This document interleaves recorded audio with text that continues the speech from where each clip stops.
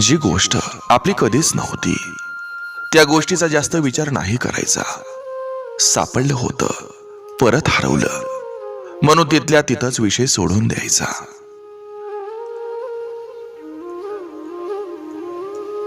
माणसं जपायला काही अडचण नाही, पण माणसं सुद्धा त्या हिशोबाची असली पाहिजेत. समोरच्या व्यक्तीला गरज नसेल तर आपण ही नातं ओढून ताणून नीट करण्यात अर्थ नसतो. स्वस्थ शरीर, शांत मन आणि प्रेमानं भरलेलं घर या गोष्टी विकत घेता येत नाहीत. ते फक्त कमवावं लागतं. प्रत्येक नात्याचं स्ट्रगल हे वेगळं असतं.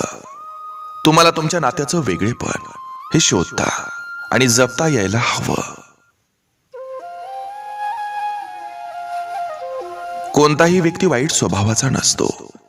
आपले विचार त्याच्याशी न पटल्यास आपल्याला तो वाईट वाटायला लागतो.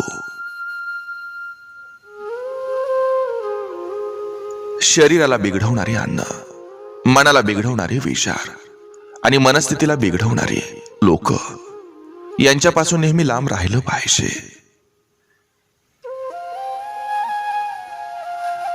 कधी कधी आपण त्या लोकांचा विचार करण्यात वेळ वाया घालवतो जे आपल्याबद्दल एक सेकंदही विचार करत नाही. दिलेल्या प्रत्येक गिफ्टमध्ये वस्तूच असली पाहिजे असं काही नसतं. प्रेम, आपुलकी, काळजी, आदर, सन्मान हे सुद्धा चांगलं गिफ्ट आहे. कधी कोणाला देऊन पहा.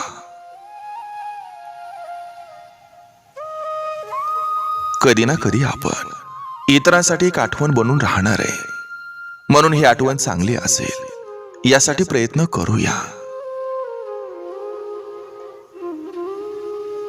मदतीचा रिचार्ज मारायला माणूस आपल्याकडे तेव्हाच येतो जेव्हा आपल्याकडे सुद्धा माणुसकीचा बॅलन्स पुरेसा असतो.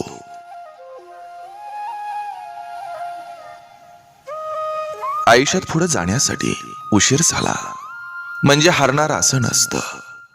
अनेकदा उशीर झाल्यामुळेच वेग दुप्पट होतो.